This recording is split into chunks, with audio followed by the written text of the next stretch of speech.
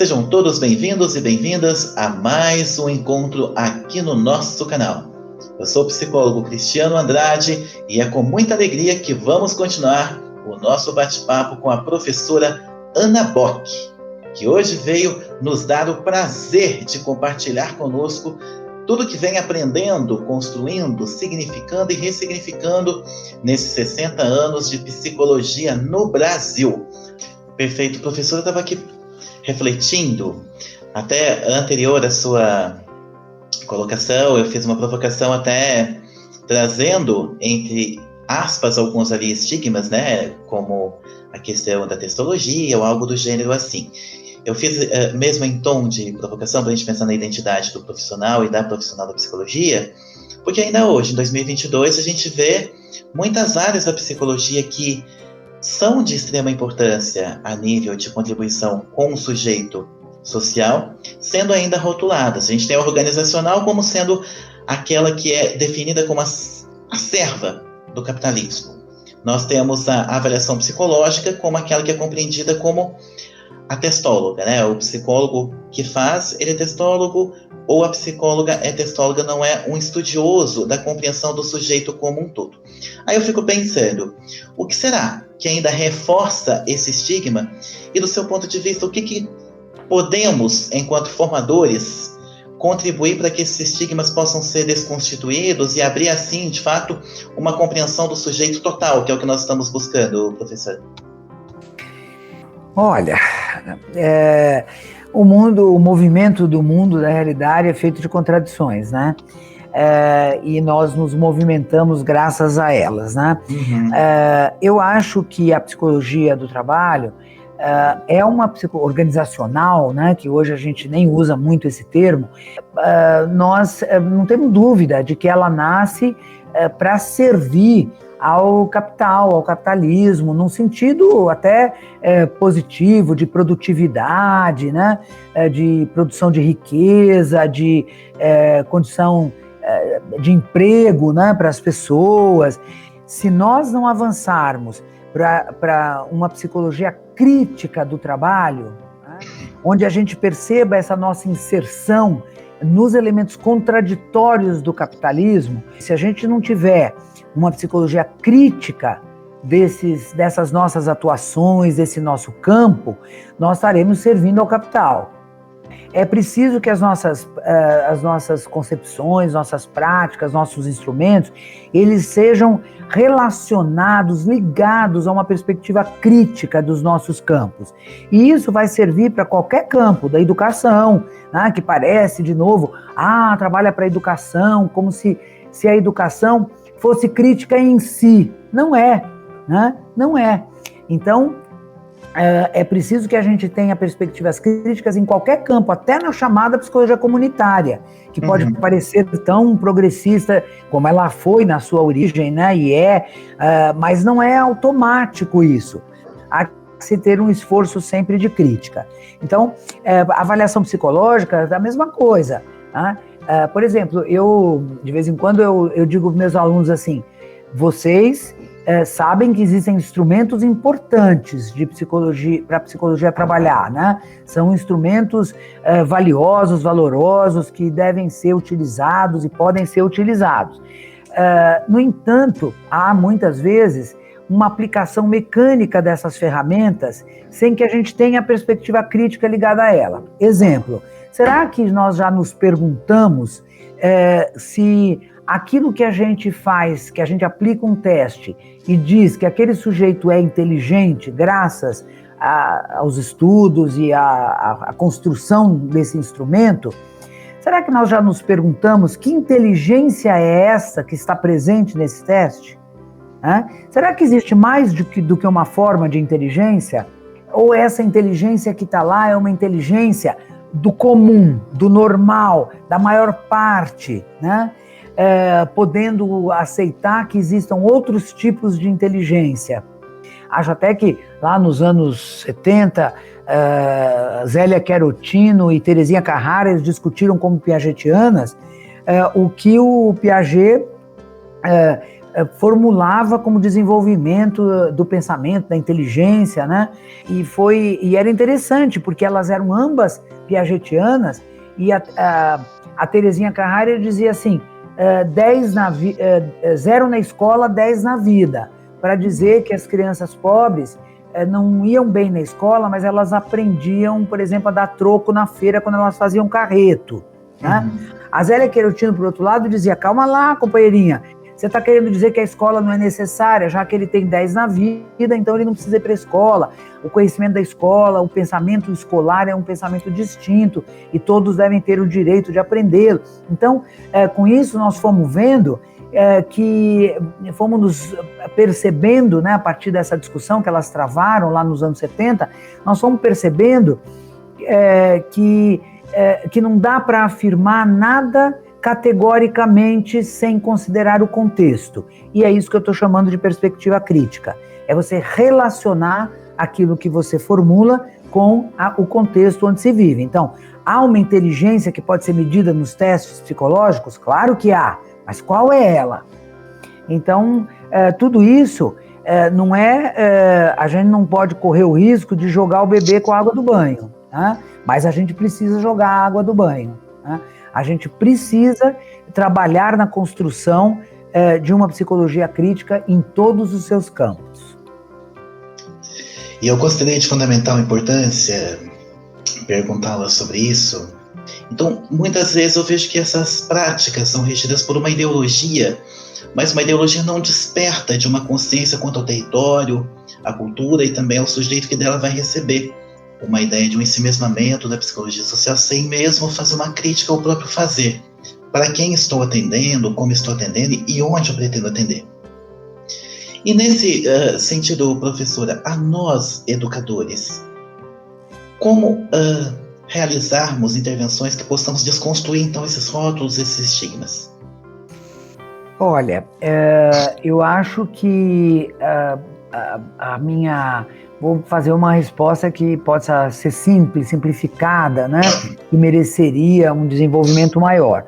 Mas eu acho que quando você toma qualquer coisa, seja uma prática que você está aprendendo ali no seu estágio básico ou no seu estágio avançado, né? E você desenvolve ali com o seu orientador, seu supervisor, uma perspectiva crítica, você tem chances de sair deste lugar. E pensar criticamente é contextualizar, é historicizar.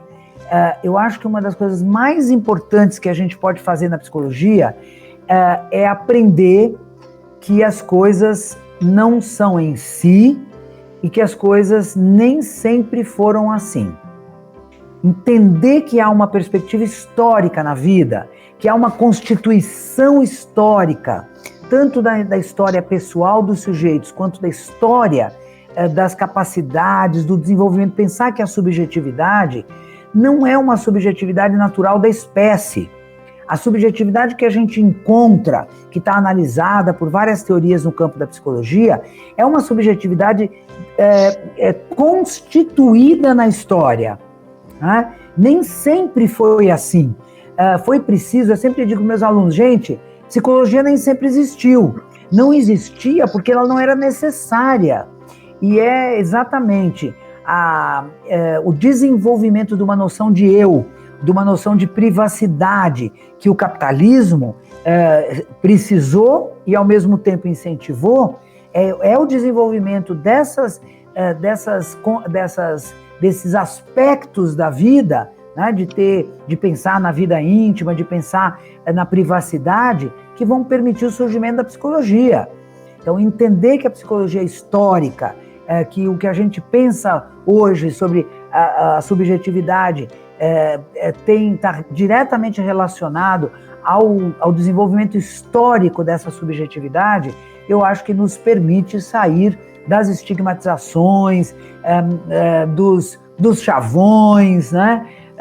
Para uma perspectiva crítica transformadora. Fantásticas colocações que você faz, professora, porque a gente vê, inclusive, no próprio modelo clínico, que é uma das grandes representações da psicologia. Foi e ainda é. A gente, dentro do próprio contexto de psicólogas e psicólogos, o modelo sendo todos os dias sendo reforçado. Vai trabalhar num CRAS, por um exemplo, ou num CREAS, numa perspectiva totalmente social, muitos se definem como clínica ampliada, ou algo do gênero. Será que necessariamente temos que falar clínica ampliada? É um modelo de intervenção social, um modelo de intervenção comunitário. E eu fiquei pensando, o sustentáculo dessa clínica, que ainda hoje impera, ainda de uma pegada até consultorial mesmo, naquela coisa bem clássica, que visa atender o adoecido, como se a psicologia fosse ainda hoje um lugar de cura, né? E uma cura que, na verdade, atravessa quase o modelo médico, né? Será que, então, não está embasado nessa falta de crítica do próprio fazer? Porque, assim, a gente vê um sustentáculo, inclusive, da contradição teórica, né?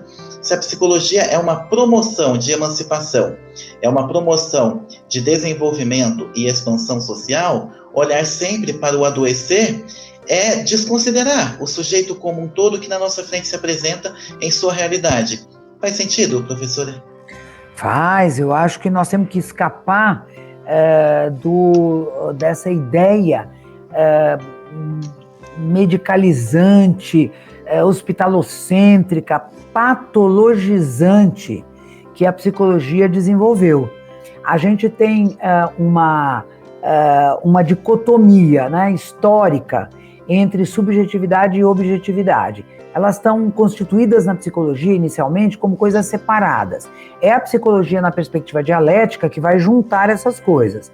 Então, em os momentos que você tem essa dicotomia, o que significa isso? Significa absolutizar os dois lados. Se absolutiza a objetividade e absolutiza a subjetividade. Então, onde você procura as explicações para o que acontece com a subjetividade? Nela mesma, porque ela está absolutizada, isolada, né?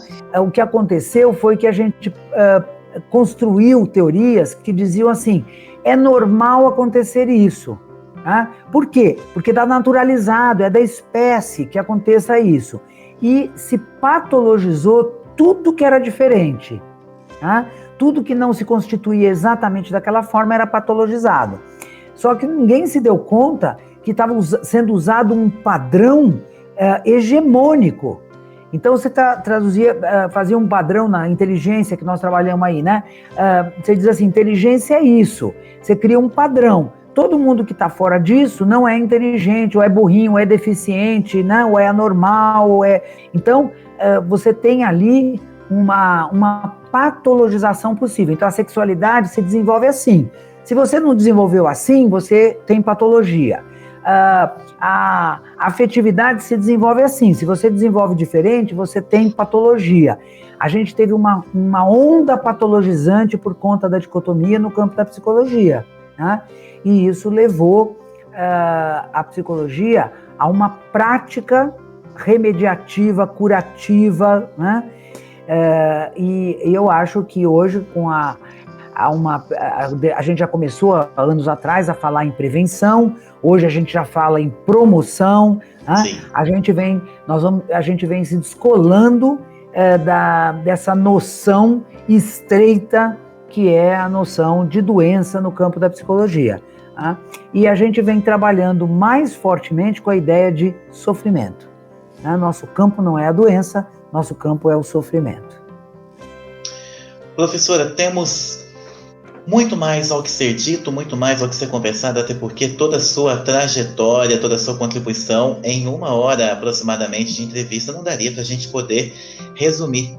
Quero agradecer imensamente a sua generosidade, mais uma vez, por ter aceito vir conversar conosco aqui no nosso canal, e quero deixar o espaço aberto para suas considerações finais, o seu recado, as suas orientações para nós psicólogos, para nós psicólogas, frente aos mais e mais anos de profissão que pela frente teremos, com a sua contribuição, é claro.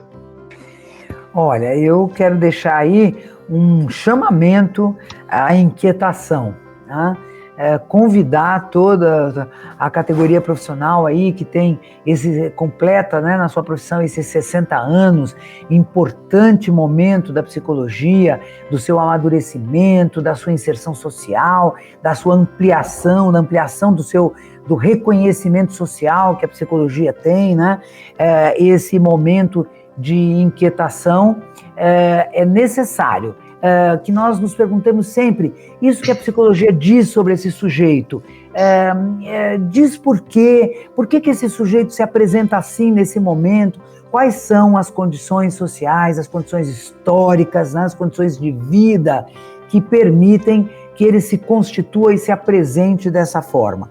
Então, nos perguntarmos sempre, não nos satisfazermos com aquilo que parece, o Brecht diz, estranhe o que normalmente não é estranho.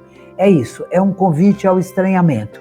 É um convite brechtiano, né, para o estranhamento daquilo que parece tão normal no nosso cotidiano, tão comum no nosso cotidiano, e que a psicologia às vezes registra de uma forma muito simplista, né, e muito ahistórica, não crítica, né? Então vamos lá, é isso aí que eu deixo aí como incentivo, não só aos estudantes, né, de psicologia, mas também a todos os profissionais que me acompanham, né, nesse momento histórico da psicologia, que convivem comigo, né, para que a gente possa produzir inquietação. Excelentes colocações são essas que a senhora faz, professora, e é frente a tantas colocações que a gente chega à conclusão que, de fato, não somos psicólogos nem somos psicólogas efetivamente formados. Estamos sempre em formação para um vir a ser ainda mais no amanhã. Até porque, se nós fizermos uma análise aqui, o que nós conversamos serviu de uma grande provocação para que pudéssemos refletir sobre o psicólogo que estamos e o psicólogo que queremos ser. Dessa forma, mais uma vez, quero muito te agradecer pela generosidade, por ter contribuído com as suas ricas construções para a psicologia brasileira, que eu tenho certeza que os nossos seguidores e nossas seguidoras também se nutriram muito das suas falas. O meu muito obrigado mais uma vez. Muito obrigado a todos e a todas vocês que estiveram com a gente até aqui. Permaneçam bem e até o nosso próximo encontro.